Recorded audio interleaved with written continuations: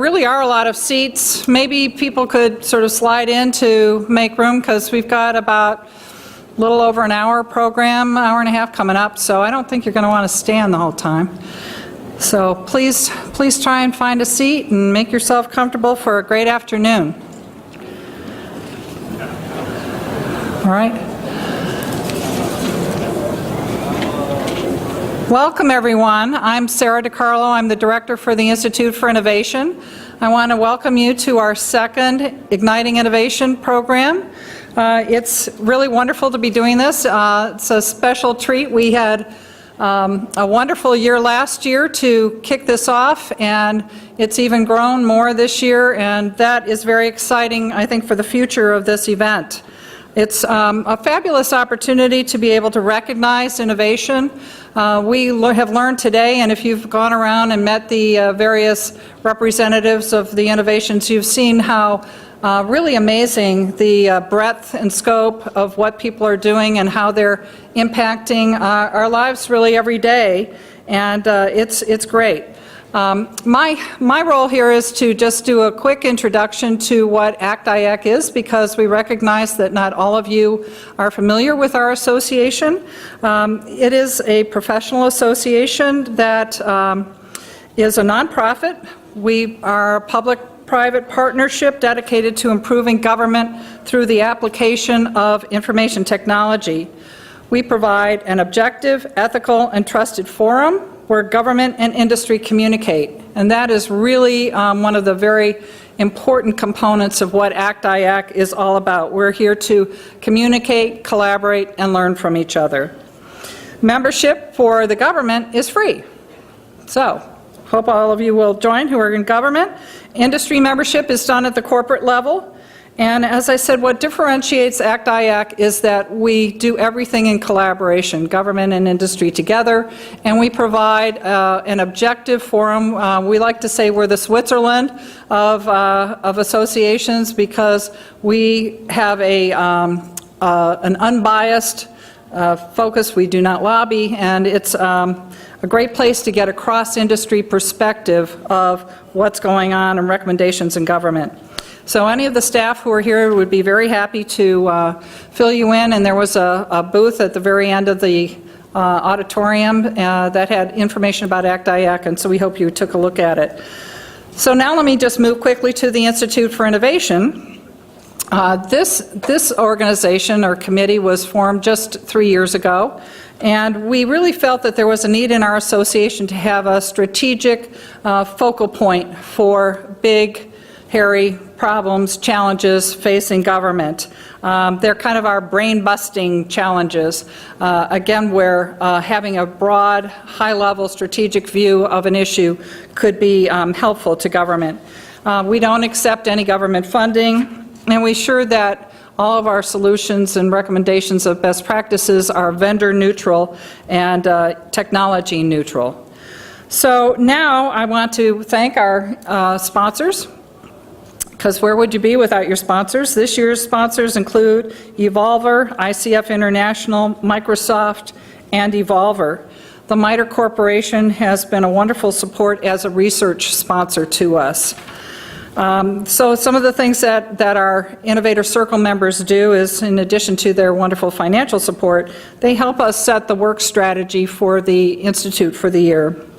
They provide valuable feedback on issues and projects that we're doing, and they help us select the leadership for all of our programs. Lastly, they help us review the final drafts before they go out, so there's a final check from this group before things leave our hands. So we have two sponsors for this event in particular, and they are AT&T and REI.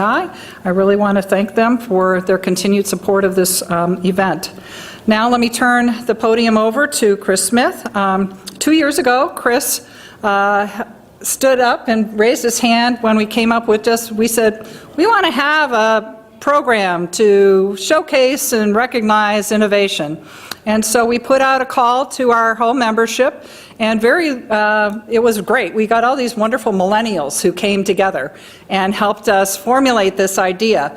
And that was so wonderful because honestly, I don't think I could have come up with this. And so it was really terrific to have all these young people come together and help us, get the idea of the app and the down select and the showcase and how we were doing it. And it was really, really wonderful. And I want to thank Chris in particular for the spark, hence the igniting innovation topic that we have, and for his leadership in helping us come to what we think is a very cool design and something that is unique in industry. So Chris, thank you.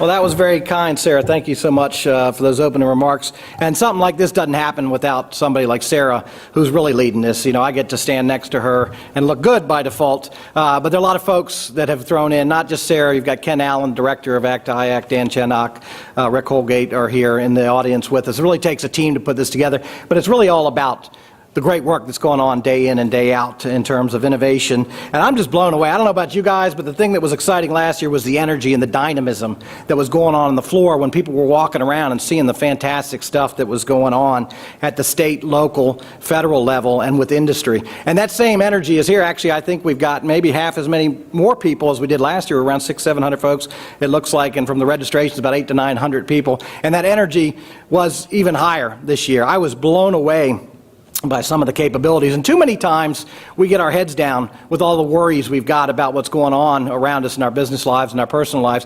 Today is an opportunity to look out over the horizon and look at the great work that your colleagues are doing around you, and really the power of this nation, how we can work across lines to do extraordinary things. I think it's what makes us strong. Look out there at what you guys saw today. I hope that everybody got a chance to walk around and see the 30 finalists. So we're going to talk a little bit about how we got to this point. But first, I'm just going to talk a little bit about what I saw, because I thought it was fantastic. I kind of broke it down into 4 categories. I saw things around security, health, what I call efficiency and effectiveness were probably inward service delivery opportunities within the government, and then those facing outward for citizen engagement and impact. And let's just talk about security a little bit. TSA PRE, just stands out. If you're a frequent traveler, the innovation that they brought by taking multiple processes and silos to quickly put together data and clear individuals so they can move quickly through our airports is a great example of the ingenuity and the creativity that folks have out there. NASA taking on the PIV and CAC space to say, can't we derive credentials off those certificates that we already trust so that we can use our mobile devices and spread that out to our community so we can be that much more efficient and effective. Change gears, health. Extraordinary capabilities out there from the Bremerton Navy Hospital and what they're doing for post-traumatic stress disorder, for the people who've given their all to us to be able to come back, and if they're suffering from nightmares of post-traumatic stress disorder, to use technologies like virtual worlds to help soothe them and work through the issues they're having so they can move on and have that quality of life that we all expect. And one that jumped out at me as well, and I'm going to hit the VA again, but let me hit e-health exchange out there. 100 million individuals' records now being shared in an interoperable standard. That's real mobile health, right? We talk about that market growing exponentially over the next few years in terms of wearables and connecting information. The eHealth Exchange is doing it today, where we've got the VA, DOD, and private hospital networks now sharing in an interoperable way patient information securely. Efficiency and effectiveness. Old alma mater, USDA, taking how they used to do images for different organizations, 120,000, 140,000 folks in that organization, fragmented many years of culture there. They're now developing images one time and layering on top of that. Talk about the money savings in people and resources to get those images to market so that people can have the applications they need in a unique way, but there's a common underlayment to that. My services in the State Department, I got some time to spend with them. Extraordinary how they're doing logistics for every family, every employee, every person who's doing business overseas, roughly 100,000 of them. That logistics chain was very fragmented with multiple instantiations. They took that to the cloud, faster, better, cheaper, more securely, the things we've been talking about. It is mainstream. They did it in 8 weeks. 8 weeks they took legacy systems, and that's now in place in a couple of posts, and they're going to roll it out across the globe. Citizen impact, just again, extraordinary. If you don't feel the energy, I saw smoke coming off some of the craniums in the back, and there was actually the smoking cessation group right next to them say, hey, you smoking over there, or is that actually an idea you had? Using SMS, the common denominator that everybody's got in their pocket. Doesn't matter where you come from. If you want to quit smoking, it uses the best practices of how do you start out, how do you educate yourself to do this a few weeks in advance, and then how do you have the support system through a common SMS platforming system. If you've got keywords that you're, hey, I'm freaking out, I need to go have a smoke, or whatever it is, and I'm making that up and ad-libbing, there's keywords in there that take you to the knowledge base, and maybe somebody will help you, or maybe just get a message back to help you along that process. So real outcomes, right? 6% of the folks who try to quit smoking quit. Their numbers are 12% for folks that have gone through their program from end to end. So it's across the waterfront, a lot of fantastic stuff. Let me tell you how we got here in this journey. It was my pleasure, and thanks again, Sarah, for bringing me back this year. I know you couldn't find anybody else, but I'm still glad to be standing up here and doing this. We talked about how do we highlight and showcase and show the great things that are going on day in and day out across the nation.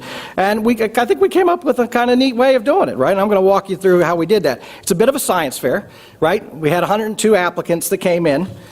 We brought that in. We had 50 judges across government and industry. We had a ranking criteria that was weighted. We went through that. I'm probably not going to be right on top of any of these slides. I don't talk from slides. I just kind of roll through it, so don't get excited if the slide's not exactly what I'm saying. We went through, and we took those criteria that you see in front of you. 50 judges scored them, ranked and weighted them, and we came up with the top 30. What you're seeing on the slide is actually the criteria that we use. They're all equally weighted. Those 50 judges down selected the 30. The 30 are the folks sitting in the room off to the right here who were on the showcase floor.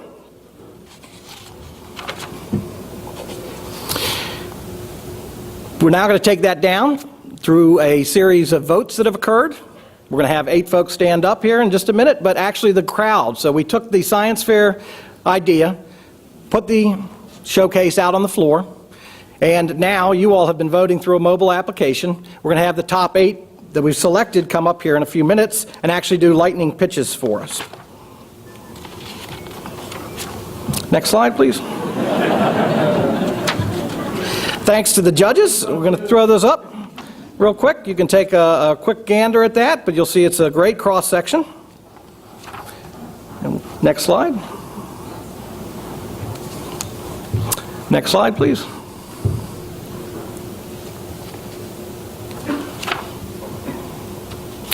So, in a few minutes, we're going to have the 8 finalists that you have selected come up on the stage. In addition to that, we've got 4 judges, esteemed judges. We're using the Shark Tank moniker to some extent, and they will live up to their editorial and dynamic commenting. I have no doubt of that. We've got Ann Armstrong, Co-President and Chief Content Officer of 1105 Media. Jim Cook, Vice President, MITRE Organization. Chris Dorabek, Executive Editor, GovLoop's Dorabek Insider. And rounding it out with Andy Robinson, our Senior Vice President of ICF International. Next slide, please.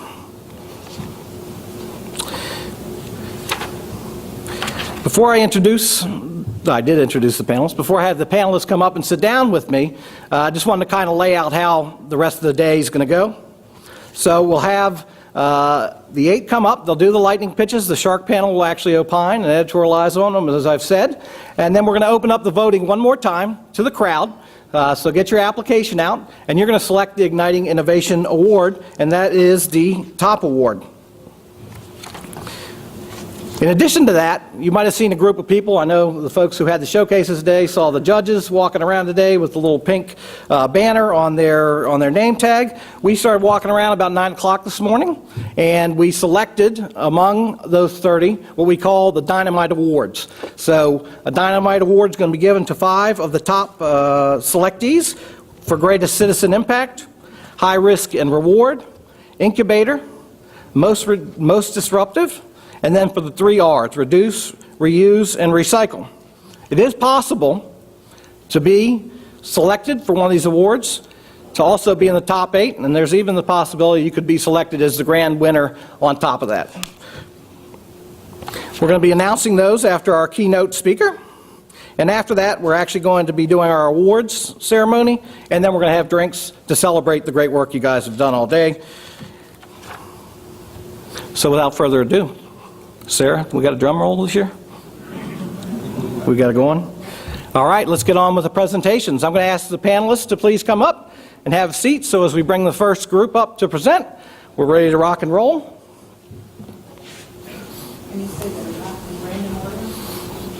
They are in random order. We do not know who's coming up, much like I don't know which slide is coming up next. Robert, are we ready? The top 8 presentations. First up, can I have a round of applause for Building Information Modeling in the Central Facilities Repository, CFR, General Services Administration. Come on up. Who's representing?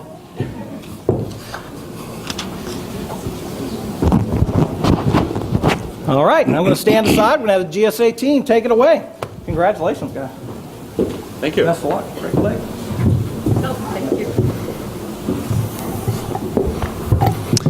Thank you. This is very exciting. And we have 5 minutes. So I wanted to start by telling you that this is something that's for building owners everywhere. This is about real estate organizations that want to manage their facility through the life cycle of the facilities. We at GSA own about 1,576 buildings, and we manage another 8,000 buildings. We wanted to figure out a way, since some of our facilities are 150 years old, and you could have 150 renovations for that building or more. Some of the facilities are very large, and you could have 25 renovations at one time.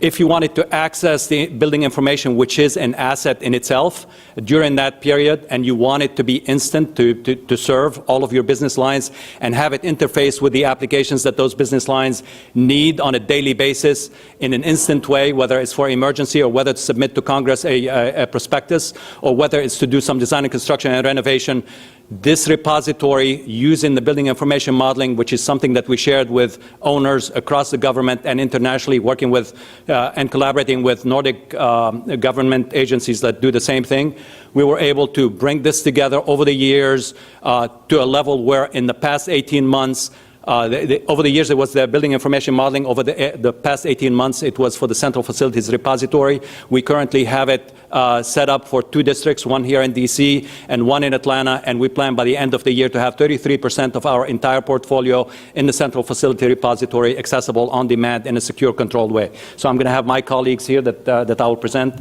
that will speak a little bit more about it in the time frame that we have. Ilana Hellman. Thank you. Can I have the next slide?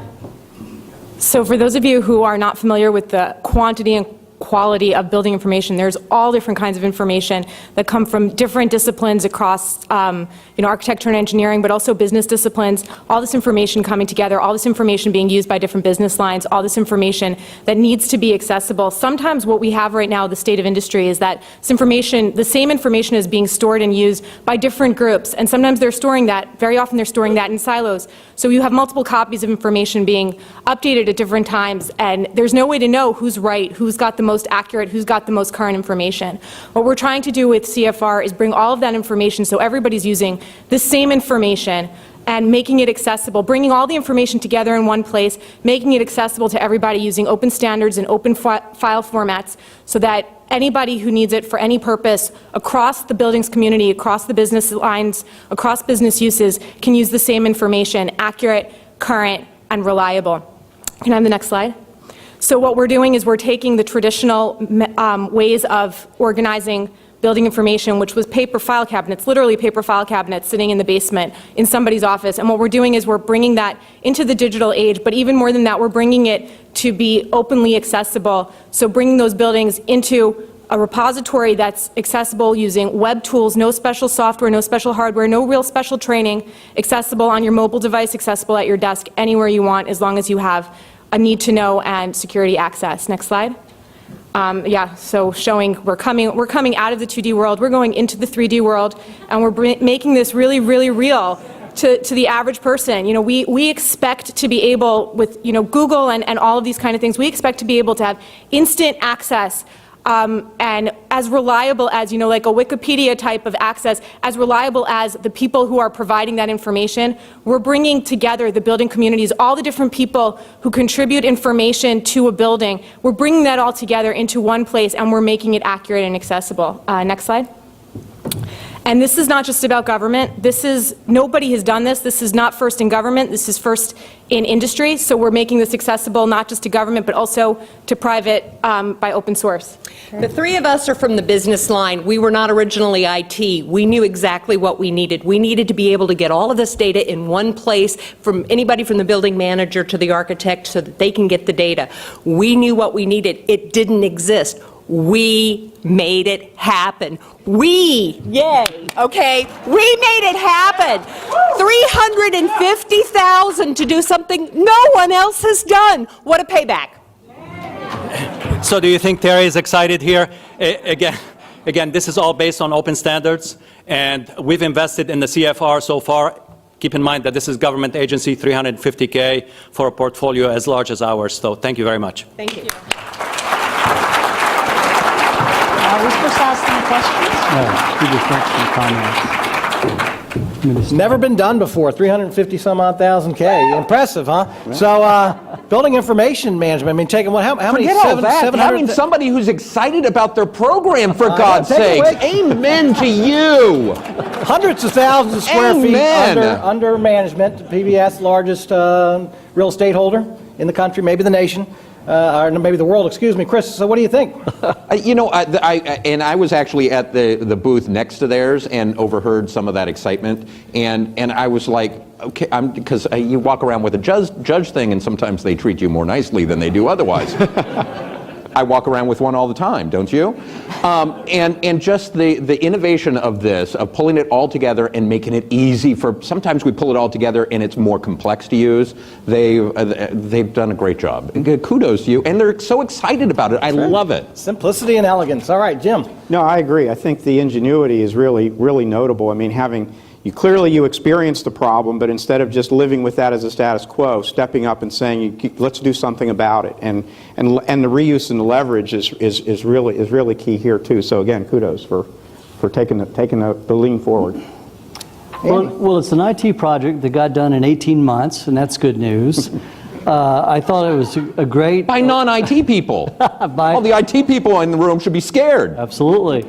To me, it's a great use of big data. This is truly big data, and it's going to increase the data quality and accuracy, and it shows you the value of using big data. And I saw this in a lot of those booths out there. It's something in government that can be taken to industry, and I'm seeing more and more of that. It's fabulous. Great. Ann, you want to round it out? Well, I'll be short. I think it gives whole new meaning to CFR. Those of us who think about that in a regulatory way. And I'm really interested in learning more about it, particularly how they're going to protect it, because you get all that information in one place. And that's fascinating. It's a ripe target. It is. And so I want to hear more about that. Great. Afterwards. Is there Thanks, any Ann. truth to the rumor that you were the model of the 3D guy? I was the model on of the- the 3D guy. yeah, nice job. Getting some royalties for that Yeah. if you weren't aware. All right, thank you very much, GSA, for your presentation. We're going to unveil the second of our top 8 lightning pitches. Robert. TSA PRE, Transportation Security Administration. Come on down.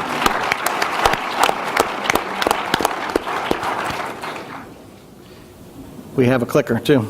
So I put GSA a little bit of a disadvantage because we had that hidden. While you're waiting, everyone has to take off their shoes while we're waiting. So. No, you get Oh no, we don't. Don't. keep them on. This is the new world.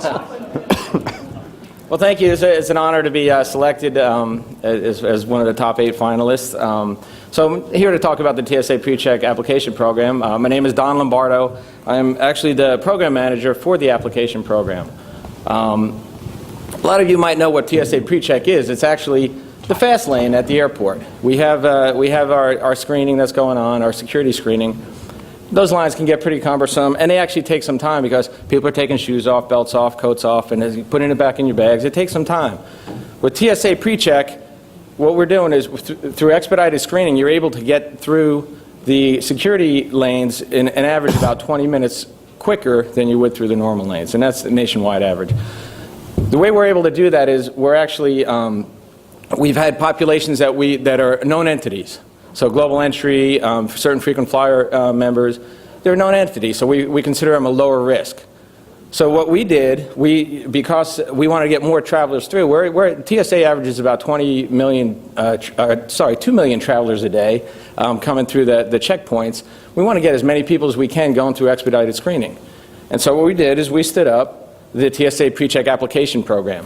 And so in the middle of 2013, we were told, get this out there as soon as possible. And basically, you know, we're usually told, hey, you got 3 months, 6 months, something to get this out there. So what we did is we leveraged technology and infrastructure that we already had in place. So basically, in December of 2013, we launched PreCheck, but we started basically in March of 2013 building the ability to take enrollments and get people vetted. We leverage existing infrastructure that we had in place for other populations that we're already vetting. Our vetting includes a criminal history records check, lawful presence check, and ties to terrorism. We're already doing that for other transportation populations.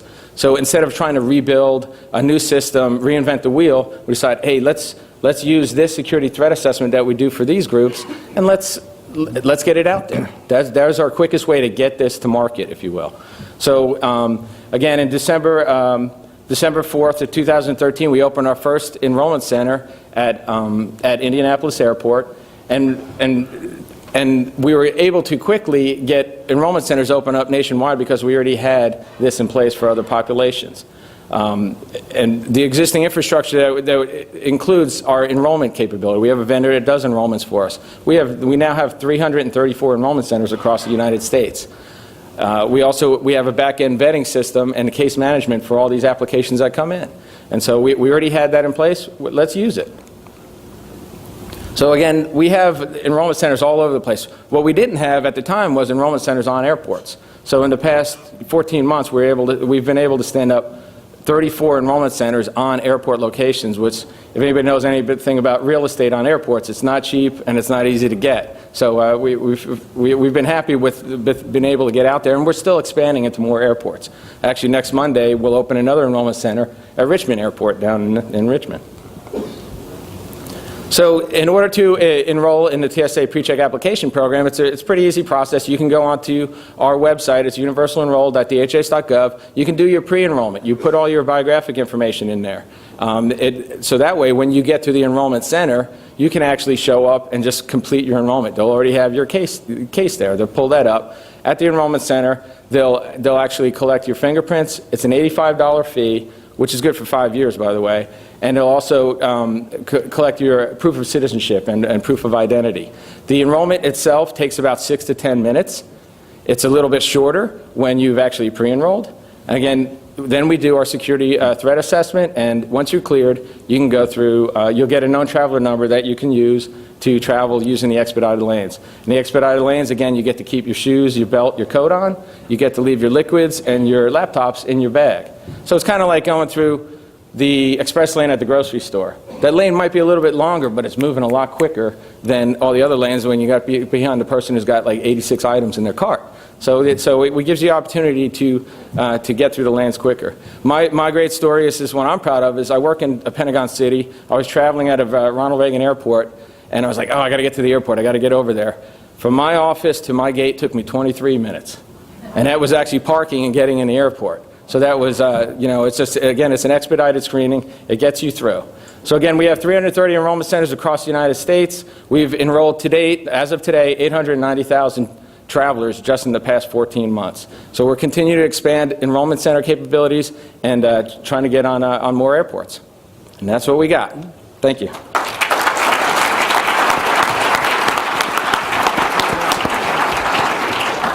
So I got a personal testimony. How many of you guys are free? Free? Yep, I've done it. It's streamlined. It's simple. It's a long way from right after 9/11. When you're on the no-fly list, your name is Chris Smith, we're all in trouble. So, Ann, what do you think? Oh, I love it. I love it. It almost makes traveling human. Can anybody finish up with that? Go ahead, Andy. No, again, it's 10 months. So, innovation can be done in a very short period of time. And this is, the scale of this is very large. And it didn't throw anything out. I think I wrote an article about that and published it last year. So I'm glad to see, it's innovation. Didn't throw anything out, took a short period of time. massive effects. Great. Right, great reuse and coupling Great use. together of existing resources, do something new, quick, streamline, and travel. Jim? No, it is great reuse, and I guess the thing that, to piggyback on top of what Angie said, when I think of innovation, I just don't think of invention. I think of creatively applying something that already exists to solve a problem quickly, and I think you clearly did it in this case, so kudos. I got selected for TSA Pre by accident one time. Now, they said, "Oh, here, go to this lane," and I didn't have to take off my shoes or take off my coat or everything. And there was an actual Hallelujah chorus that played right behind me when I was In going your through the ears. airport. It was so amazing. The program is so much better than those slides, though. So you have to go and see the program, and we need to get a better website because I already don't remember what the website is to go to sign up. So other than those two things. Better slides, better website. I love it. Well, there you go. I'll let you know because I'm enrolling tomorrow. There you go. And notes for your next entry. So number 3, Robert. National Cancer Institute, smokefree.gov initiative.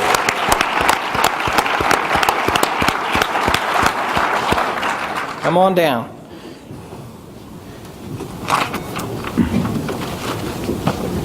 Thank you. So I have to say, I also am a TSA Pre-fan, and it's the best thing ever. I have to say, some of those lines really made me want to start smoking again. So smoking is a national issue. There are 1 in 5 Americans are still using cigarettes. It is a devastating and huge cost to our country, but it's incredibly hard to quit. It is filled with shame. You are more likely to fail time and time again. And what we did when we created the Smoke Free program with the National Cancer Institute, we designed it in a way that used positive, unconditional regard. We are supporting, we are building the ability, individuals' capacity to actually quit smoking, to believe in themselves, to know that they can do it. And we do this in a way that tries to make sure that the evidence behind it is fully reinforcing and continually improving the cycle. What's most important about the Smoke Free program, what I like the best, is that it reaches, virtually everyone has a phone. 81% of us use texting on a day-to-day basis, and that's even higher among low income, low education, and minority populations, the ones who find it hardest to actually quit. So in 2011, the National Cancer Institute began creating this program. We launched it in 2012, and in 2013 did a fundamental revamp based on the improvements that we've been able to see. We actually do consistent and constant program monitoring and are in the process of running a three-arm controlled clinical trial. So the data that we're seeing is actually very valid. It is statistically relevant and is done in a way that will actually be published hopefully very soon. But we're always looking at those points of where can we improve it? Where can we make the program better? Where can we make it more relevant, more personal? And it's also important to note that the text messaging program itself, what you experience on your first day of your quit journey is fundamentally different than what you experience on your 12th or your 27th or your 48th. We're there at each point and tailoring to each one of those messages. The other critical part with Smoke Free is that we tailor it for audience. We're specifically speaking to teens, to veterans, to the military, to pregnant mothers, so that they're getting the message that's most relevant to them. We are rapidly approaching 100,000 subscribers, and again, we see a very strong efficacy rate, roughly double what would happen with the general quit rate in the United States. Thank you.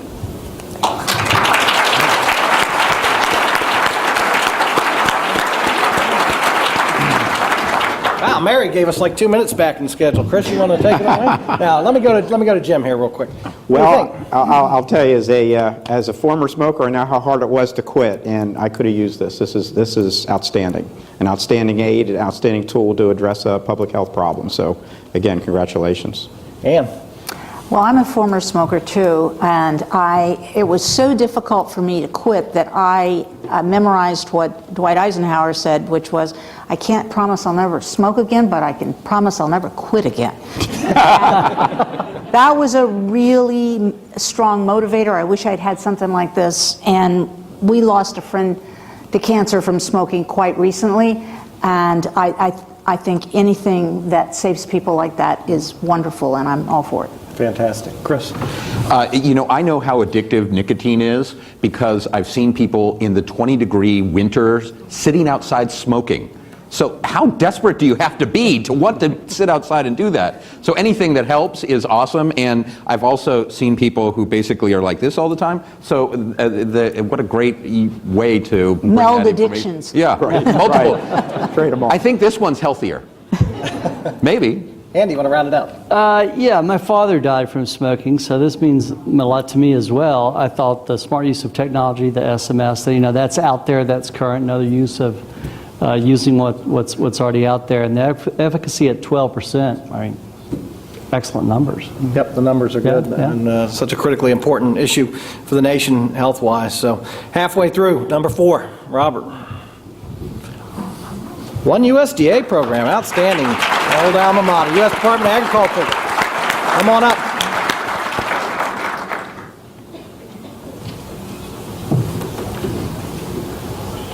Guys, clock's ticking. 5 minutes.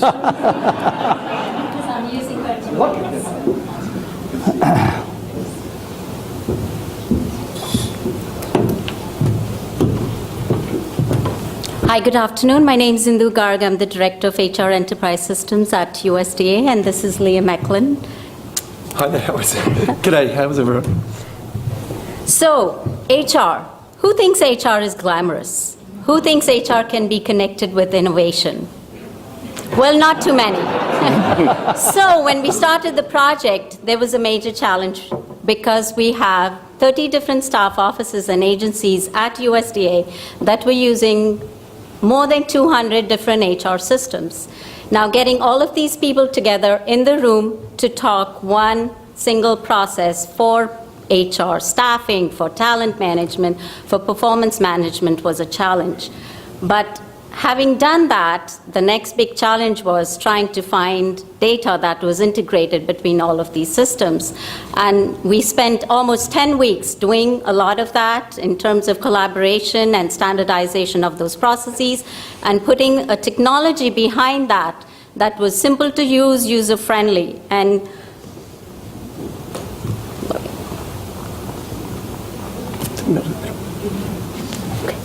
so as you can tell, with USDA, we have a mission that is really multifaceted. We have a Farm Savers Agency, we have Food Safety Agency, and we also have the Forest Service Agency. And so human capital is very, very important to us. And we not only need all of these skilled people to come in as quickly as possible, but we also need for them to then service the very diverse citizenship that we have across the USDA.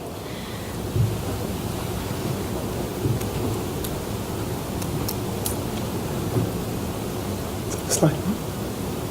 It's not good. Sorry, I guess technology. Looks like you're pressing the laser beam rather than there you go. Sorry. So our aim was really to free up a lot of our HR staff from doing the day-to-day manual work, transactional work, so that they could actually advise some of their customers to do more of the strategic, the retirement benefits planning, the onboarding planning. So we really turned all of the model from the triangle, where they were doing a lot of the administration work, to doing more of the strategic work. And in doing that, the challenges that we faced were all of these agencies, as I said, had siloed systems using a different system for every different function. And our goal was really to increase the footprint of the functionality, but really decrease the number of systems that agencies were using. So this was the goal, where we got all of these different disparate systems and functionality to come under maybe 5 different systems. And we were able to do that in the span of, I think, less than 24 months. And when we started, of course, the program was really large because we were taking the hire to retire systems, but in order to able to get some quick successes, we broke it down into different chunks, where we took the OPM's business reference model and took the core systems, the non-core systems, and developed them into the compensation, the benefits, and the power processing. And that's how we came up with 2 systems for replacing almost 10 different systems. So these were the benefits that we were able to really get, where we removed the silo systems, got our data integrity, and got our manual processes out. Now we have transparency, talent analytics, and I'll let Liam talk a little bit more about that. So everything that is captured is unique to USDA. It also means that because it's captured, it's reportable. We're able to understand the time to hire from end to end and everything in between. We've been able to reduce the time to hire over the last 12-month period from in excess of 120 days down to about 45. So getting the right people and higher quality people through to the right roles to be able to allow USDA to achieve on their mission. We can also see here's a subset of the hires. We could break that down by location, charting it onto a Google map. You can then have a look at it by grade, series, diversity, however you would like to slice it and dice it. So this is how we used to do it before. There were different ways to get to the same goal, and now we have one way. And it only came about because we were able to collaborate and engage all of our stakeholders. And we have 140,000 employees in USDA. And it was not an easy task, but we did it. Thank you.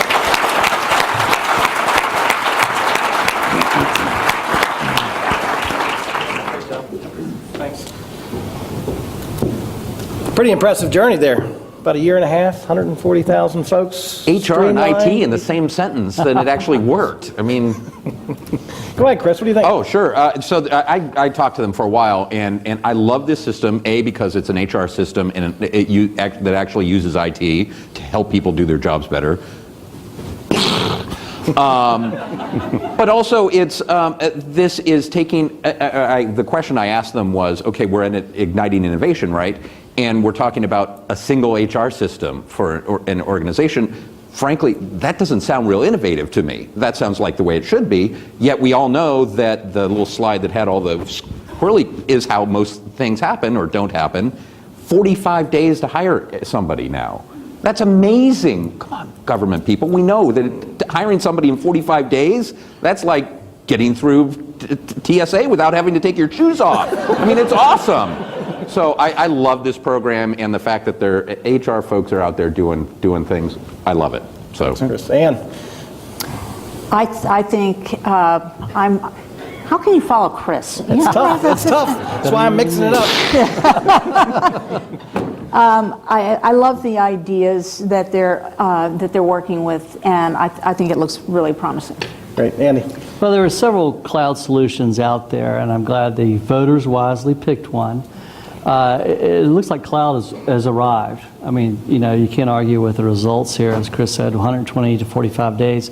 It's also a good example of technology, which has a tendency to complicate our lives.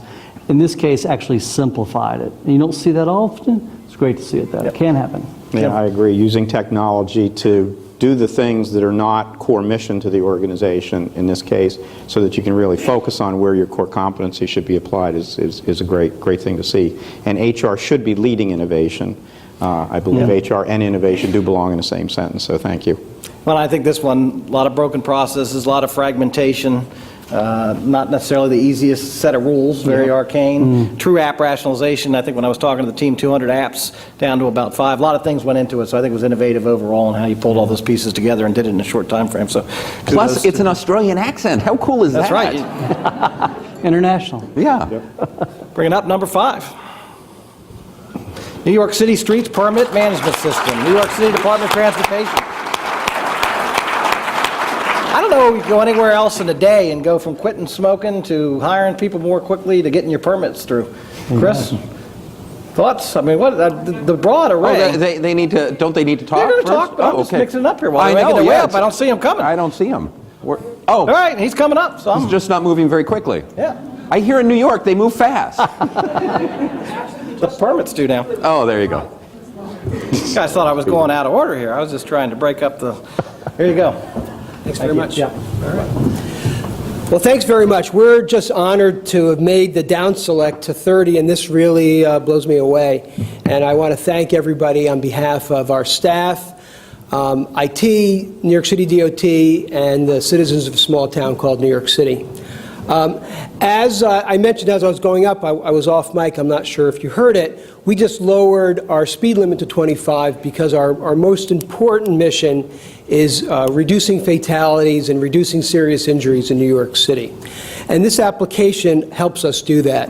Our motto in IT is safer, faster, smarter, and cheaper.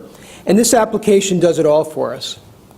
We process almost 500,000 permits for organizations who want to tear up our really nice streets in New York City. And the reason why they want to do that is their underlying infrastructure is below the pavement. So for us to upgrade from copper to fiber, for us to repair a broken 150-year-old water main, for Con Ed to bring new steam or gas service to one of these giant buildings that are going up all over Manhattan and downtown Brooklyn, they need to tear up the streets. And we need to make sure they can do it safer, faster, smarter, and cheaper throughout all 5 boroughs.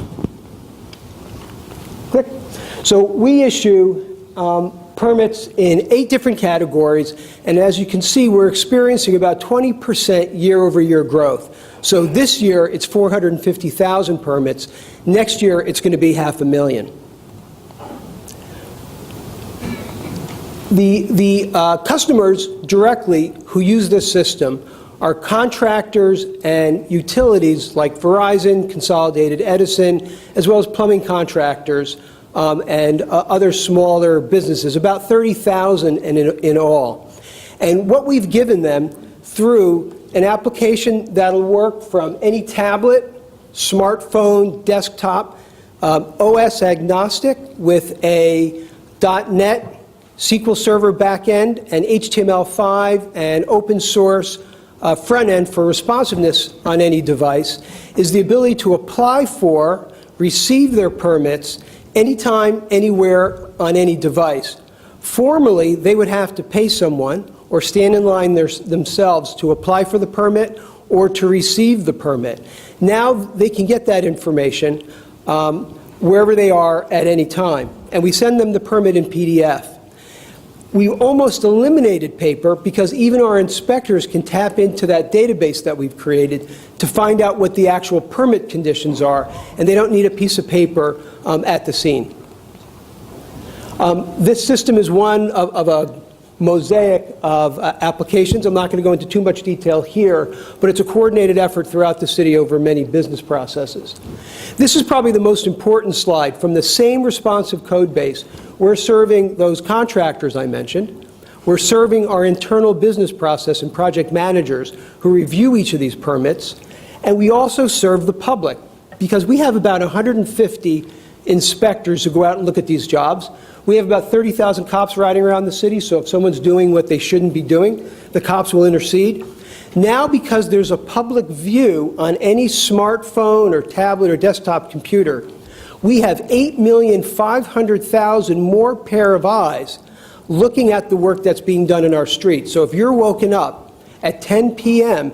because of a jackhammer, you can use your smartphone to find out if they're working with permission, or you need to call 911 or 311 to have the cops shut them down. This is a view, both desktop and tablet.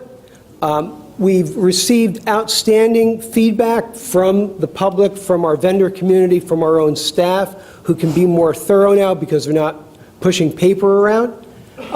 In addition, the inclusion of the public and providing data to the public shows that New York City is walking the walk when it comes to transparency and open data.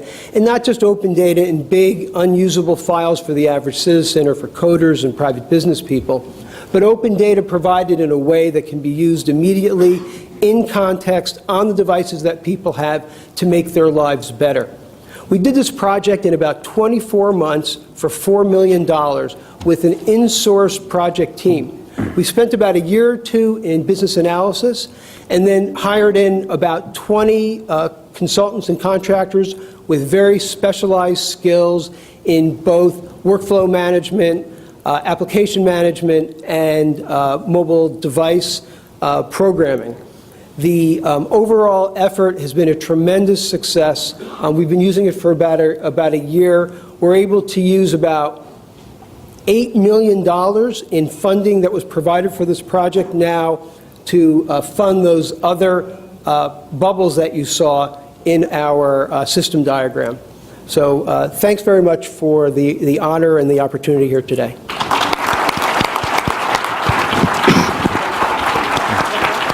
Hold on. Do people really call the emergency line when somebody is doing road work? People call 911 when somebody does road work. Well, if your baby's being kept away and you're pretty ticked off, and the jackhammering's not stopping, it's the only way to get them shut. 311 I get, but 911? I have a 3-year-old. Just So if you ever have a chance in New York to look into some of these holes, it's like the land that time forgot. There is strata of cables going down, and they're not like a few cables, they're like, right, 12 feet across. It's extraordinary what you guys have done with automating that process. Yes, we My definitely understanding need is the to volume- protect those precious streets of New York, We do. those potholes. Andy, what do you think? I think it's pretty cool. I think it's a business government application that it's on a mobile platform, and you don't see that often, especially someone designing it. It's almost like a check shirt and polka dot tie. You're not supposed to do those kind of things, but some people Do we step know out anybody there. with a check shirt and a polka dot tie? Some people Hey, can I'm pull it dressed. off, I'm some dressed as can't. the old test pattern today. So And then I think the serving the citizen, and they considered the multiple stakeholders. I thought that was pretty cool.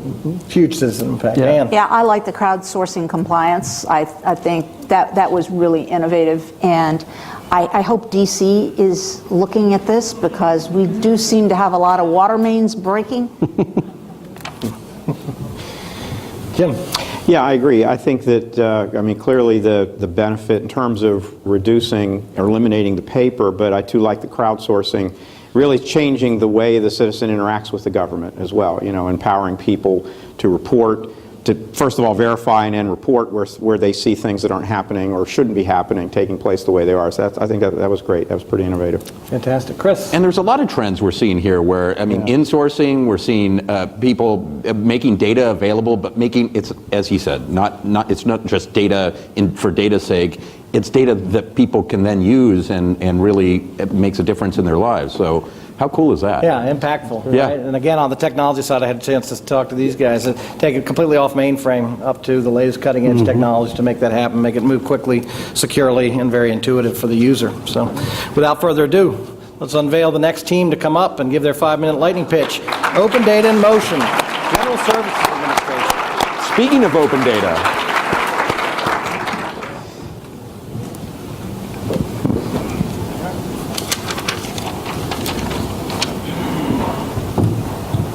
Hello, everybody. I'm happy that every single presentation so far has included an open data element to it. I think we have data from a lot of the projects that have already been mentioned, except for TSA check, or pre-check. So Data.gov's been around since 2009, and it was innovative then, and it's innovative still.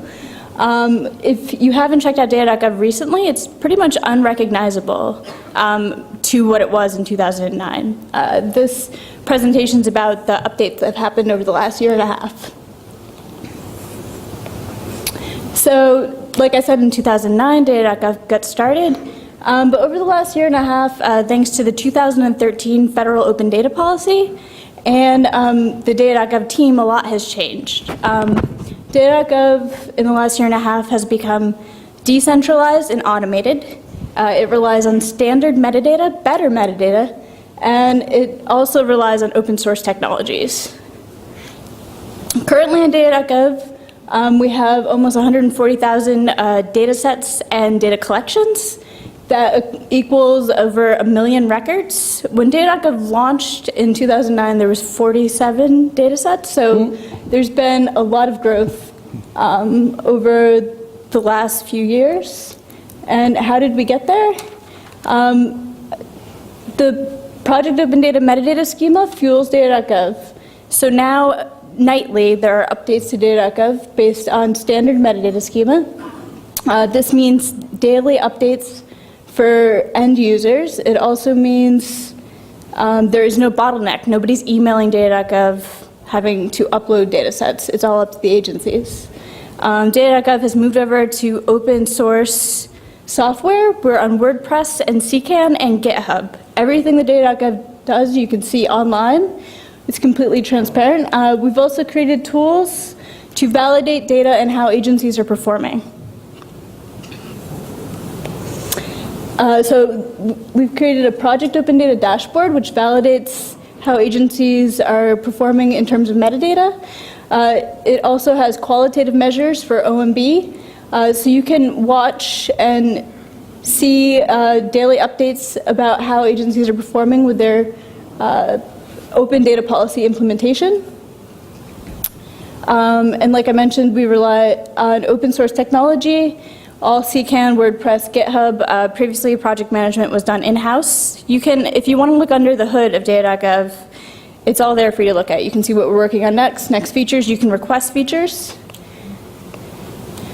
If you go to our GitHub account is github.com/gsa/data.gov. You can file issues for feature requests, see our upcoming features.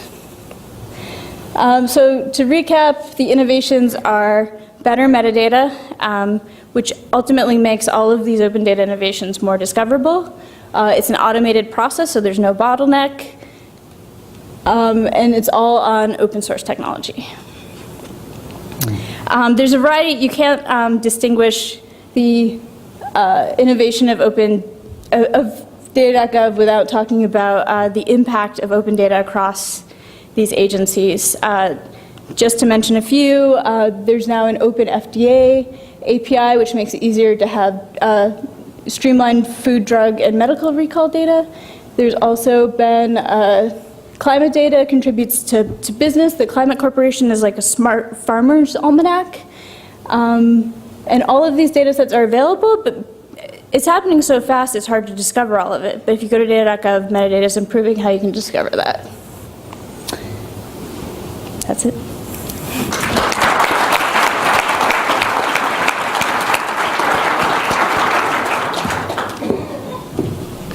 Really taking open data to the next level, having been on that ride from the beginning, and many of you all have been on that journey too. I mean, to the tool sets, the more transparency around reporting. Jim. Well, again, I think everybody appreciates the power in sharing data and making data open, and this has really come a long, long way. So I'm really impressed with the work that's been done to date. Chris. It's it's almost it's easy to forget that data.gov was the first, and now pretty much every industrial country has their own version. So it was cutting edge and innovative then. And I also think it's easy to forget that how important open data is, and as she said, almost every system that we've heard about uses open data in some way. What was it when we were talking? You said ingredients. It's open data is the. They're the ingredients, and what you see are the recipes. But if you don't have the ingredients, of course, you can't have the recipes. I think it's a glorious way of describing the importance of making this data available and putting it out there. So kudos to you guys. Ann. Well, I see the theme in this one that we've seen for years, which is many agencies have similar problems. And when you solve a problem in one agency, the hardest part is making that information available to other agencies so they don't have to recreate it. And this gives you the opportunity, I think, to do that. So I think that's great insights. Yep. Andy. If you just think about what GIS and climate data has done for the economy out there, and then you extrapolate that to 140,000 data sets, it's piqued my curiosity. So I'm going to take a look at it, and I thought this was interesting that the labs data is out there, and then this should be, and I'm expecting that this is driving the standardization of data across the government, which opens up many more interesting possibilities for technology down the road. So it's very impressive. Yeah, and I know a innumerable number of hackathons have been built upon these data sets to build commercial products and better information for individuals within the country. So outstanding, GSA, great job. Our next up, Innovative Architecture, Exploit Big Data to Prevent Fraud and Misuse. SSA! Woo! Is there anybody from this program in the room? I know. I saw them pulling in. I thought I saw two vans maybe a coming down couple from Baltimore this morning, but who was looking?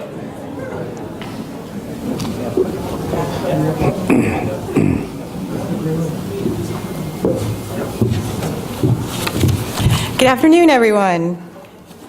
My name is Judy Harava, and I am with the Social Security Administration, and our project is Innovative Architecture Exploits Big Data to Prevent Fraud and Misuse. Today's world is a very scary place. Every day we are faced with startling headlines regarding our safety that grab our attention and keep us riveted. From terror attacks to cybersecurity breaches involving multi-billion-dollar companies, such as Target, Home Depot, Sony. Today's news focuses us to realize our vulnerabilities and the importance of protecting our biggest assets, our customers' personal data. Each day, tens of thousands of Americans walk into a Social Security field office or use a Social Security web application to conduct their needed business. Did you ever stop to consider the amounts of data that these business activities generate and who is protecting this personal information? At SSA, our daily job function is to do just that. Detect and deter the fraudulent misuse of our data, your personal information. Today, SSA houses more than 30 petabytes of data, which is the equivalent of storing over 20 billion pictures taken on the average smartphone. Quantities of data this large have made it challenging to conduct fraud investigations that analyze all nuggets of potentially useful data. In addition, with more services moving to the internet, we needed to be able to handle the increasingly large volumes of complex and varied data flowing in at rapid speeds. In order to keep up with a threat landscape increasing exponentially, modernization was paramount to us. We needed a big data solution. Our search for an innovative architecture that would provide a big data solution led us to a distributed storage and processing system known as Hadoop. Initial research indicated a potential for success despite the significant differences from the current technology. So we embarked on a technical evaluation that began with no funding. And like Victorian grave robbers, we scoured our facilities looking for old PCs that were going to be accessed. We started out with $50 to procure a switch and assemble 6 recycled PCs together to form a cluster. Then we invested $3,000 to upgrade our cluster to 26 recycled PCs. With each success, we were able to gain momentum and support while continuing to be prudent with our funding. Testing results were scintillating. Fraud searches that were taking 7 to 8 hours on a multi-million-dollar mainframe were returning in minutes on a $3,000 cluster. Our research was quickly indicating an inexpensive, powerful, and scalable solution that could open up a new door for our agency. Bolstered by this success, we used $70,000 to increase our cluster size to 100 upgraded, recycled PCs, some of which you saw on the showroom floor today. From there, the sky was the limit for our talented team. We developed a custom web service that innovatively established connectivity between Hadoop and a graphical user interface. This connection was key to building a web application that would allow us to sift through extremely large volumes of data based on any search criteria and present results in an easy-to-read format. Now we can focus on identifying anomalies and tracking patterns to combat fraud and maintain the security of services, systems, and personal data. There are always unforeseen challenges to address whenever you're working with cutting-edge technology. Our new architecture team needed to be secure. Working in collaboration with our Lockheed Martin partners, we were able to build a custom security model and implement it within our big data solution, thereby securing our clusters and the data stored within them. So, what is it that makes our project so innovative? It's not that we build a Hadoop cluster with recycled PCs, although that was very creative. The true innovation lies in the fact that our team built a low-cost, big data solution that not only saved time and money, but also provided flexibility and security to be useful across the agency. You, too, can benefit from this type of answer. Our big data solution transforms the way we approach data analysis and data mining by providing unlimited search capabilities. Most importantly, our big data solution supports our role as stewards of the Social Security trust funds and strengthens our commitment to detection and deterrence of fraud and the protection of your personal data. Thank you.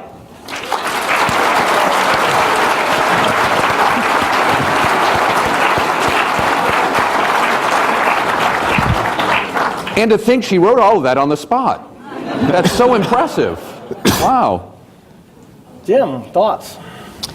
Well, let's see. I I think she actually summed a lot of it up at the end there. I think the creativity that you utilize there is really, really impressive. The results are even more impressive, and I think it really has positioned you and your agency going forward to really be in a much more proactive role in combating fraud. So, again, kudos for your ingenuity. Sony's calling. They'd like to talk to you guys, by the way. And Target. Well, I think IAC needs to do a 1-800-GOT-PCs. If this works with a few cast-off PCs, we can give you a lot of old PCs, and you cannot imagine what the government could do with them. And we can just, instead of going into a landfill, they can go SSA, someplace else. I think it's a great idea. Great, Andy. It's a great idea. I thought she was telling a joke about recycled PCs, kept waiting for the punchline.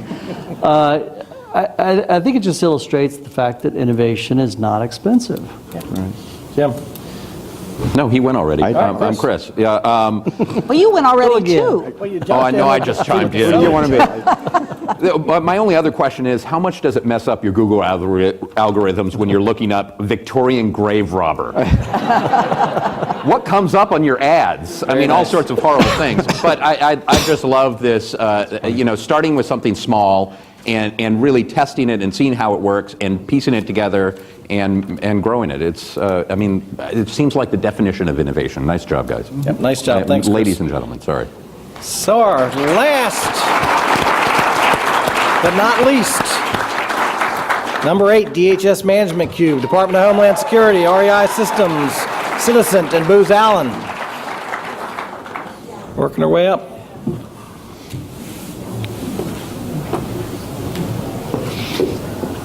Do you have a Victorian grave robber in your presentation, please? Chris is fixated on the group. Yeah. Great graphics, though. Hi, good afternoon. I'm Stacy Marcotte, Deputy Chief Financial Officer for the Department of Homeland Security. People think of innovation naturally as sparks, creativity, new designs, and we've seen a whole heck of a lot of it here today. But what I want to emphasize, and I've seen this too, is innovation is really a lot of hard work. A whole heck of a lot of hard work. A lot of passion, we saw that here today. A lot of cultural change to be able to make things happen with people thinking differently and participating differently. And that's really what came together in helping us build the Management Cube. When the Department of Homeland Security stood up in 2003, coming together from 22 different agencies, some in piece parts, some in wholes, we didn't know our business at all. We were told, we're given a common mission, we all came together. How many people do we have? What assets are out there? Who has cars where and what guns? We had no clue. And all of the components that came together kind of knew a little bit of that about themselves. They were broken apart too. So as the department matured, each business area, contracts per se, or finance per se, started from a headquarters level developing their lines of businesses information. I can tell you our accounts receivable across the department now. We have a consolidated financial reporting system. We don't have a consolidated accounting system. We just have a consolidated way to report it. On the contract side, we have a whole bunch of different contract systems. We have a consolidated way to report our department-wide contract systems. Same with assets, same with security. Actually, security has one system. They're the lucky ones for every single component in the department. But our leadership and our management is asking us, where are our people in which buildings? What clearances do they have? And what mission are they supporting? Are they doing cyber? How many thousands of ports of entries do we have doing border security, and how many people are there? What mission are they performing? What function are they doing? And how do we aggregate all of the information we have in these little silos for our department-wide reporting together to answer the questions to better manage our business? We needed to know ourselves first. So this is about transparent data and trusted data to make better decisions on how to operate the department. We integrated, the Management Cube brought together all of these stovepipe department-wide reporting systems into one common data repository and integrated and fused that data. The innovation was, and simple as it sounds, to put it around the who, what, when, where, why, and how of how we were doing a Homeland Security mission. That means where are people, we aggregated all of those business data sets on which component they were assigned to, okay, on what location they were at. So I can now tell you, and that was never before done at all. I mean, we couldn't answer. I had security office doing data calls to find out the locations to issue PIV cards when the asset management people just got done defining it all for the entire department on a common framework. This really brought together a lot of the integrated business data so that we all knew what each other were doing, so that we came together as one, and that not only that, so we have to get past all right, we get transparent data, we get trusted data, it becomes more reliable, we don't do data calls anymore, we don't do data calls about each other's data, we can better operate and answer leadership's question about how to make our department better and stronger. But, all right, so we have the data. What's this really all about? It's about unleashing the analyst and doing the analytics and making it available with reporting tools on top of it. We can have reliable data. We can make smart resource decisions and budget decisions based on data that brings together information about the department. But good analytics and having the time to do good analytics now that that data is available and able to be used drives good strategic decision making about the operations of the department. Thank you very much.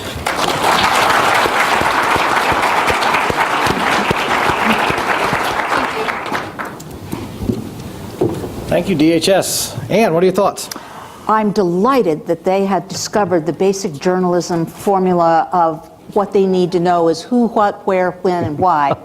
And it's a journalist credo. Absolutely, that's the way we build all our stories. They forgot the so what. But other than that, I thought that was a great approach. I obviously support it. I live with it. Thanks, Ann. Chris? It's a great idea to follow journalists in any kind of business venture. I love this idea because, and I think this is another theme you're seeing through, is using this data not only to help government do its job better, my favorite 6 words, but you saw it in the HR system. It's all of a sudden, we have all this data within us to help us manage better. It's Moneyball, for goodness sakes. And also, the other thing we're seeing is people saying, oh, this started out so small. And all these things grow into larger things. And so, and I love the name, a cube, a management cube. Mine would look like a Rubik's Cube all messed up, but you get to make sense of it. Awesome job. Jim? No, I agree. It's actually to a point Andy made with the last presentation. Innovation doesn't have to start big. It doesn't have to be expensive. It doesn't have to be a big bang. And in this particular case, clearly a lot of efficiency gained as a result of doing this. Tackled a difficult problem, and maybe a problem that people thought was intractable initially, but here you are, really solved it. So again, kudos. Okay, Jim, Andy, you have the last word. This looks like innovation that's well thought out from the beginning. They built a lot of self-awareness, and that was evident. And then I think the no data calls had to be pretty popular with their stakeholders, so that's another smart move as well. Well, I just tell you, I was impressed by the wide array, the breadth and depth of innovation going on from the state and local level with New York City to TSA Pre, to the DHS Management Cube, to USDA, and I know I'm missing a couple in between, but fantastic. How about a round of applause for the top 8 that you guys voted up there today? Great work. And to our illustrious judges, thank you so much for participating and your insights. You're through with us? I am through with you, Mr. Dorbeck. So we're going to open up the voting again now. The 8 that you just saw were voted by you all. You'll now have the opportunity over the next 30 minutes to go back into the mobile application and vote for the top winner out of those top 8. So please make your vote count and your voice heard.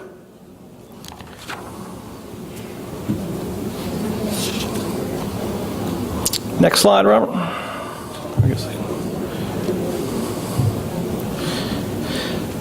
So I'm going to be introducing our speaker, our keynote speaker, in just a minute, but I wanted to let everybody also know that Kathy Conrad's going to be up on the stage with Megan Smith to have a panel discussion. So Kathy Conrad is our Deputy Administrator, Office of Citizen Services and Innovative Technologies. I've worked with Kathy for many years inside of government and outside of government, so we always thank you for your service. And also one of our esteemed thought leaders on our Innovation Circle. Kathy brings a lot to those discussions day in and day out. So Kathy's going to get up here in just a minute, but I'm actually going to introduce Megan Smith. Before I do that, it was really a coup, Megan, to have you up here. I know that you're fairly newly ensconced in the position. In September of 2014, President Obama named Megan Smith Assistant to the President and Chief Technology Officer in the Office of Science and Technology. I call her CTO US. It's a nice acronym there for you guys. Very prestigious job. Coming from a background already as a tech evangelist, an entrepreneur, most recently serving as Vice President in Google and doing great things there. It's really an extreme privilege to have you as a leader in our group in industry and government. So Megan, without further ado, I'd like to have you and Kathy come up to the stage.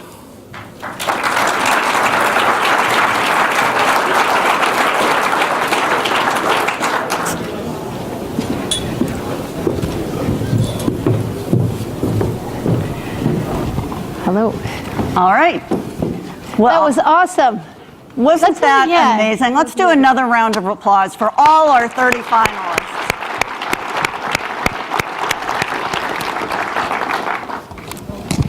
This really shows that innovation is alive and well in government, in industry, and in the overall community that we all work and live in. Just phenomenal. Yeah.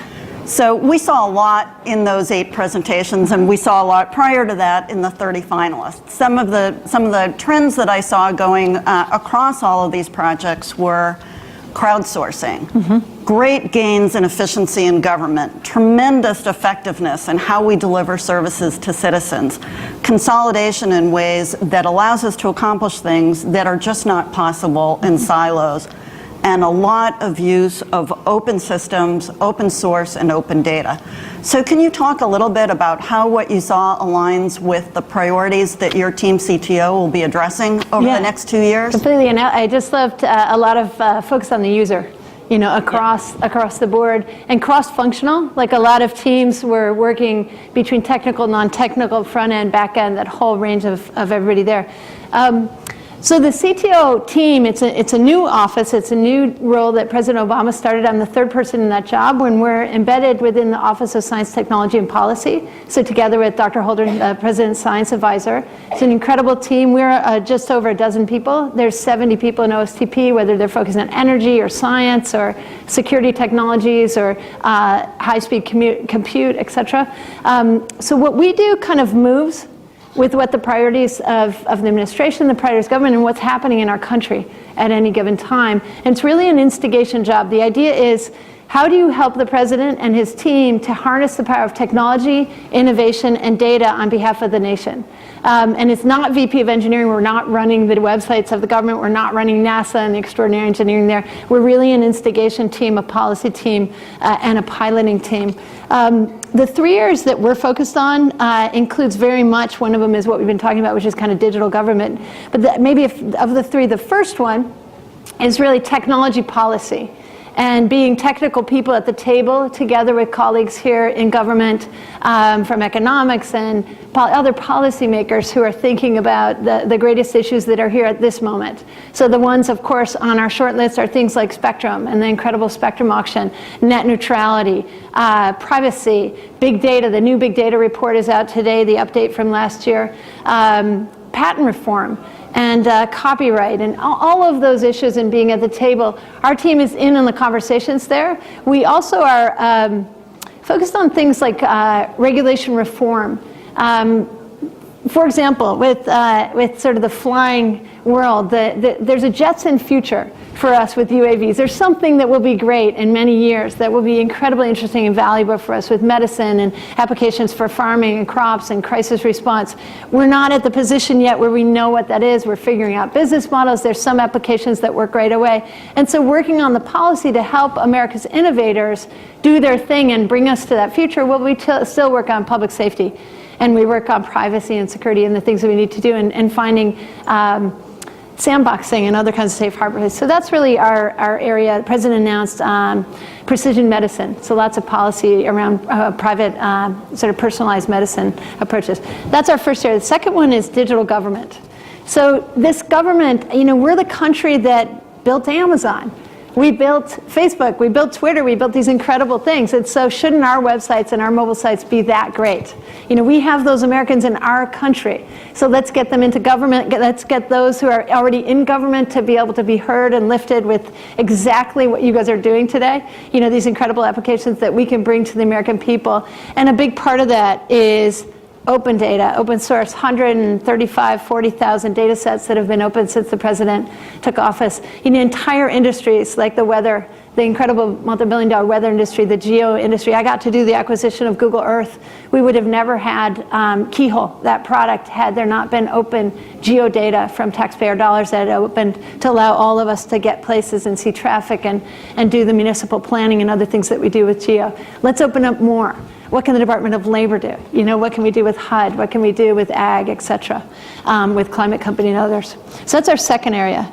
Lots of work internationally there too, as well as with your incredible team at GSA, some of whom were just up here with the data.gov. And our third area is we think about the American people. I got to work in an incredible innovation space in Silicon Valley, and I was at MIT as a student. Just this innovation nation that we are.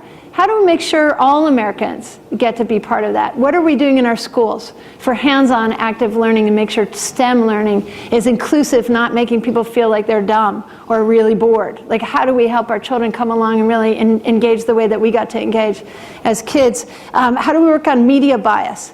So when you watch television, especially children's television, I think it's 5 to 1. There's, first off, if you're watching television, of the characters in kids' TV, only 1 is a girl, 3 boys every time you watch TV. And of the characters, if they're doing anything STEM, a job in STEM, it's 5 to 1. And in computer science, it's 15 to 1. So we have a problem in our industry, and we're showing it on the cartoons and TV and the bias. So what are we doing to fix that? You see interesting data points like the CSI and other shows where forensic scientists are cast as women often, and there's an extraordinary explosion in women forensic scientists because what you can see on TV is what you can imagine, how you're included. Also working on history. Our history has forgotten a lot of people, so work that we do around making sure that some of the extraordinary Americans who are people of color or women who are technical and worked on Apollo, worked on major things of our country are included in the stories. So that area, and then also, it's interesting to me, there's 500 tech meetups a day in the United States. So every city of this country has these techies, these kind of TEDx, Burning Man characters, folks like all of us who are making things. We're here in these cities. How do we help the other Americans in those cities who don't happen to live in Silicon Valley or some of the places where you can kind of step off a plane, they're falling out of coffee shops? How do you get those Americans connected to each other so we can get to the kinds of jobs and the kind of return of manufacturing and makers and that kind of nation that we want to have? So we're really working on policy and pilot programs across there. And again, we're an instigation team, and we work with incredible teams all across government, especially Kathy's team at GSA, which has the amazing centralized government websites, and other folks there. So a lot of what you talked about depends on people. Yes. And we saw here today there are tons of smart, innovative people already in government. Mm-hmm. But there are even more who are not, right, and should be. So what are you doing to bring more talent into the government? I think that's always been a challenge in these technical fields. It's not just STEM, but even within the public sector, it's just always been hard to keep up with the pace of change, right, and bring in new talent to augment the folks that you see here today and their colleagues back in their agencies. Right, it's an interesting thing. I think in some ways, I think the experience we had as a country and administration had with healthcare.gov as they went to fix it from the problems that they encountered, showed everyone a set of Americans who are missing from the main table. The technical Americans who were sort of in government but kind of buried underneath or in contracts far away from the policymaking table or weren't even here yet had been missing, and they got to witness a new way that we do things, the way that we build websites. We don't write long specs in a waterfall system. Some people still do that, but most people in the modern websites are doing things like this incredible team with the Hadoop architecture. Just go begin. Go get a couple of computers and start. You know, I love what you guys got done. That was fabulous. Because open systems are here, and we can really, using the internet, we can ship things much faster and test versus have to really make something extremely planned. If we are doing hardware, we have to do it a different way because it's going to go and live for a long time. But when we're doing websites, we can launch and test and iterate and kind of come. There's a saying in Silicon Valley or around the tech community, MVP, minimum viable product. What's the minimum thing we could launch? Let's not spec the whole huge thing out, but let's do the minimum thing and then get it out there and start iterating with the community. So we want to get more of those people here, and we want to approach things more that way. And so sometimes I call it TQ, like IQ or EQ. We need more TQ in government. We need the TQ that's in government to lift up, you know, and be at the policymaking table. Because technology is no longer the way we implement after we decided what to do. It's a method. It's a way that we do it. And we need those Americans at the table. It's kind of like if we built a beautiful car, you know, and we're driving down the street, but we have one flat tire because that teammate is missing with that skill. And it's not that we need all technical people in government, we don't need all lawyers, we don't need all economists, we just need some so that we speak that language from the get-go in all of our projects. So that, I mean, what you're talking about is in part shifting from a culture where we design government systems from the inside of government out. And I think what we saw today was some really great examples of how agencies have been thinking first about what their user needs are. If you looked at what New York is doing or what Colorado is doing with bringing disability Medicare claims online, if all of these projects. How do you shift the culture of government to be more user-centric, citizen-centric, and outside in? You know, I think we're doing that. I think it's events like this where we become visible to each other, and we pilot and make things and help our colleagues. Again, it actually in some ways goes back to how we're teaching math and science. A lot of people have been taught to be terrified of math and science, so when we start talking about it, they want to kind of get it out of the room, have someone else do it, let me write up what I want. Let's just bring those teammates, take the blood pressure down of the person who might not know those things, get a teammate for them, and they can start cooking together, making these things together. Another really critical thing is just dashboarding. Your team does an extraordinary job of dashboarding. I love when you guys saw some of the demos just now of data.gov. You know, isn't it interesting to be making a product where you're posting your draft user interface and seeing what people like or don't like about it? I mean, just really iterating with the American people. In this case, a little more technical part of the American people, that will continue to expand. But there's 16 million programmers in the world. And so why don't we get some more help from all of them, especially through open source? You know, a lot of the Silicon Valley companies, for the technology that they're using, maybe of every 10 lines of code, 6 of them have come from some other place, from open source, from another company, and they're contributing back. It's a whole ecosystem. So getting this stuff done is about talent and ecosystems to me, and really trying it. Practice makes permanent. You just have to start doing it. So I think we've seen here a number of agencies who are trying it. They're doing really cool and new things. I love what Social Security did. I mean, if somebody had said, take a bunch of recycled PCs and power fraud detection and improper payment detection across the scale of Social Security, they would have been told they were nuts. Right. So one of the things that I've found interesting is that the administration's doing a really great job of trying to capture what's working and share it more broadly so that it can be replicated. So talk a little maybe about crowdsourcing and the role of things like the Digital Services Playbook or the Public Participation Playbook that was just released last week. Yeah, so what you can do is you can find amazing best practice that's out there and publish it and then cross-share. I mean, just the internet is this amazing resource for all of us, just an incredible tool. And so talking to extraordinarily talented people about how they've done the things they've done, getting that into a shared doc and iterating it into a best practice piece with examples and sometimes shared code. And examples is a great way to do things.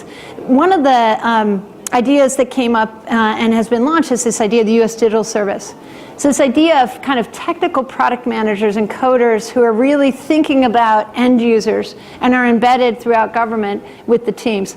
The first team started within OMB as a small headquarters team.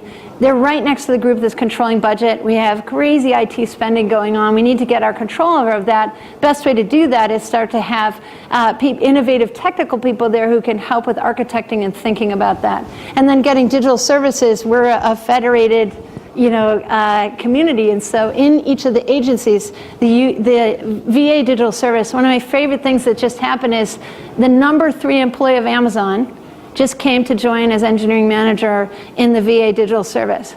So think like her, she's the distribution code lead. So every box, if anyone here orders on Amazon with a smile, that's her code for 15 plus years now.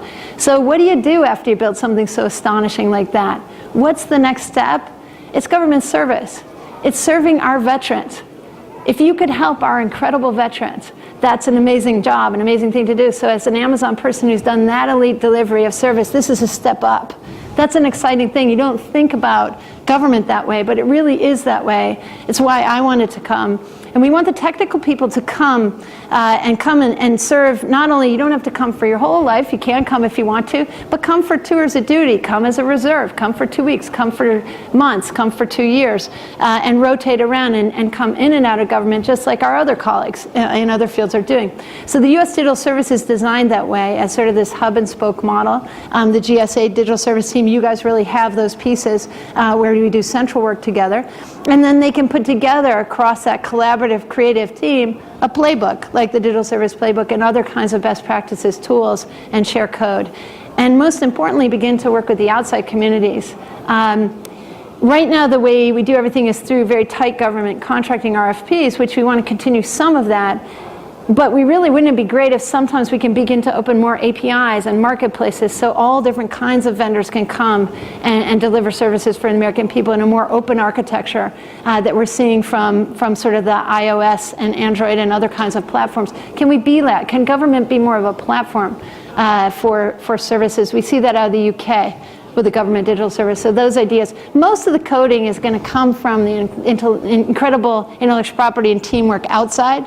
You know, our contractor teams, our applications teams with small interfaces inside. So how do we restructure how we do that so we can be better open for business? Yeah, and how do we engage the full breadth of the community and not just those people here in Washington? Mm-hmm. One of the things I love best about the public participation playbook that was just released that is showing agencies how to do crowdsourcing effectively. It was created with over 70 people from 39 different agencies, and I think 8 or not, I don't remember the exact number, a whole range of civil society organizations. Mm-hmm. And it was out on an open source platform, Madison, for like 2 months, so that anybody could comment on it, people in the public, people in agencies, people in industry. But it was really a landmark in collaboration for how to help government, industry, the public, the nonprofit sector, the academic sector, all work together toward improving government. Right, and we want to be like that as a government and be able to use state-of-the-art tools with each other, because there's extraordinary talent here, and we want to use extraordinary tools to work with the Americans and the people around the world who are there. There's a really great organization that's formed called the D5, which you know about. It's the first digital governments, and so we're looking at whether we can join that or whether we want to join that. It's the UK, Israel, New Zealand, Estonia, and South Korea already have digital governments where they're cross-sharing the code for how they run the government services, and all of the 5 of those countries are on track to teach coding to every child in their country as a 21st century skill. I actually we had a delegation in Mexico City last week with with Canada and Mexico, and prior to that, a group of 8 countries talking about identity management. And the topics that we're talking about here today are common to all of those countries. I was really fascinated with different scale, different culture, different issues. All of the things that we're talking about here today are being addressed in different ways. And what's so exciting is that all of these countries are sharing with each other not just the best practices and what works, but actual code. Technologies that is really impacting how we deliver mission, how we impact the citizens through service delivery, how we more efficiently and effectively internally in government deliver services. So it's extraordinary to see this phenomenon occurring right underneath our noses. And again, I come back to where we started the day. It's really about not that, but looking out over the horizon. How can we better serve this nation? How can we improve the quality of life? How can our economy move more strongly? How can we take care of those who've given their all on the battlefield when they come back? So I am just impressed and proud by everything that you guys have done here today. We are going to take a minute to acknowledge 5 of the individuals there, but we're also, for all 30 individuals and their teams, we're going to invite them to our membership meeting and let them brief out what they've done to the combined leadership of ACT and IAC. We're also going to have a luncheon, which we hope to have an esteemed guest at that, to sit down with some of the ACT IAC leadership and continue the collaboration and the best practices that we've seen thus far. So we take this on because we want to see it continuing building into next year. Next year will be our 3rd event, and we're very excited about that. I tell you, we really built some momentum out last year, which we all thought was phenomenal. I think the energy, the dynamism, the sharing was extraordinary. I hope you feel that as you walk out the door. So I'm going to ask Sarah, as Megan, and then you maybe come up on stage so we can do the awards. Okay. Okay. Good deal. Okay, great. Megan will come back for a photo with all the awardees. So if you get an award, just hang around so that you can have a picture and Megan will come back. So we're going to do it. Dynamite Awards. These are the 5 the judges walked around on the showroom floor this morning. I want to recognize Robert, first up.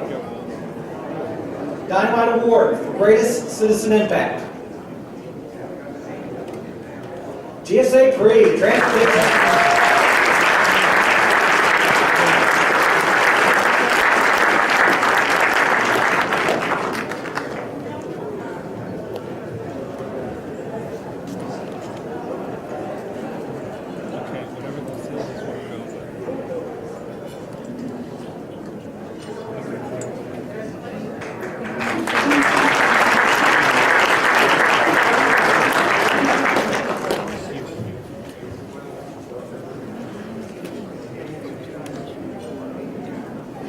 Next up, Robert. Dynamite Award for High Risk and High Reward goes to Emergency Medicine Management Tool, Process Analytics Application, U.S. Department of Veterans Affairs.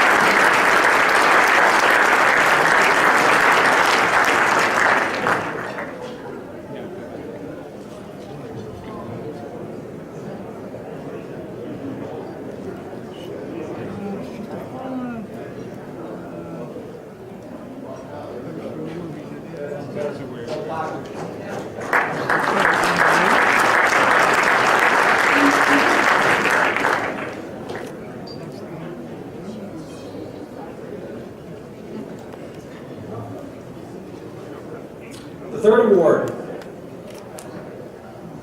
Dynamite Award for Incubator, Peak Real-Time Eligibility, State of Colorado Governor's Office of Education Technology.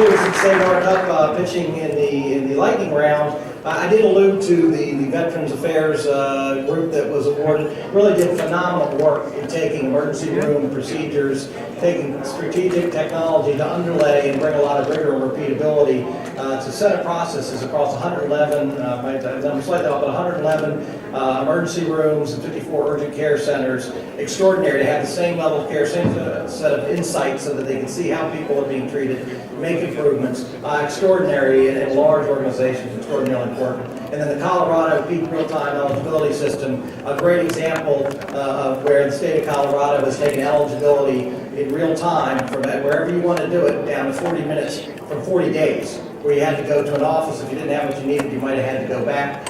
Extraordinary, their numbers, the use cases, some of the examples that they showed us were just extraordinary. So for those of you who didn't get a chance to see those, hopefully you get a chance to spend a little bit of time with them before they leave. And these awards are pretty cool. If you haven't seen them up close, you got to check them out. So next up.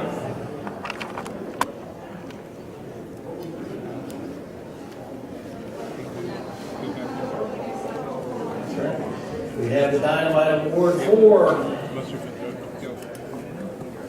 Most Disruptive Technologies. Army Netcom Secure Passive Optical Network. U.S. Army NCI.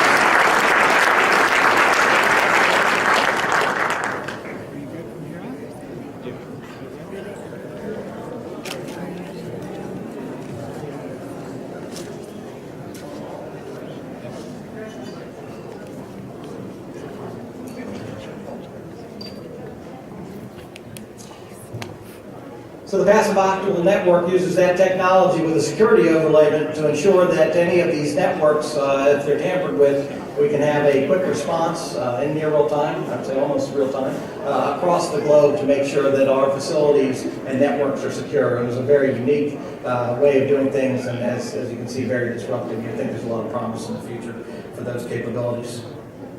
Next up, our Dynamite Award for 3 R's, Reduce, Recycle, and Reuse, goes to Innovative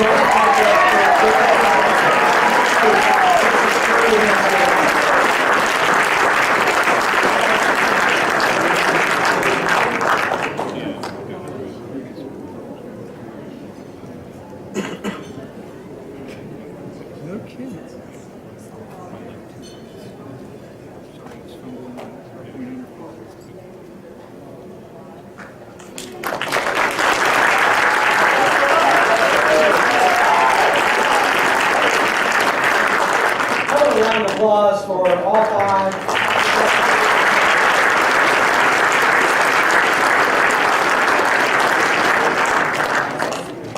Yeah, Sarah was just mentioning how hard it was to come to a consensus because you had about 15 of us wandering around this morning. We're so blown away by the capabilities that even though we did a rated scoring, they were all so close neck and neck. We're thinking about going back and looking next time we actually expand a little bit because everything you guys were doing was fantastic. It was really a tough decision, so kudos to each and every one of you. So we are building up to the crescendo. The application is shut. There's Robert giving me a double thumbs up back there. So at the end of all this, the journey, the Igniting Innovation Award goes to New York City Streets Coordinator Management System.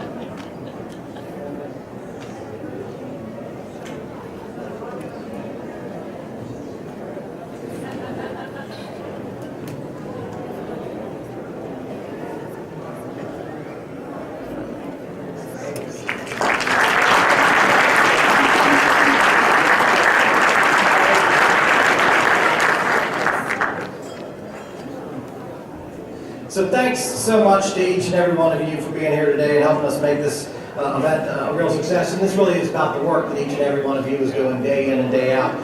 So I hope you've had as much kind of insightful discussion and energy out of what you've seen today, and that you join us again next year. You've made connections, maybe made some new friends, some new colleagues, or found some peers that you haven't seen in a while. it's not over. Please join us out in the reception hall, exhibit hall, and congratulations again to all the winners. Yeah, all the awardees, if you would come up, we want to take a picture, group picture, but we'll see you at happy hour right behind you. Yeah, we'll come back. Thanks so much. Yeah.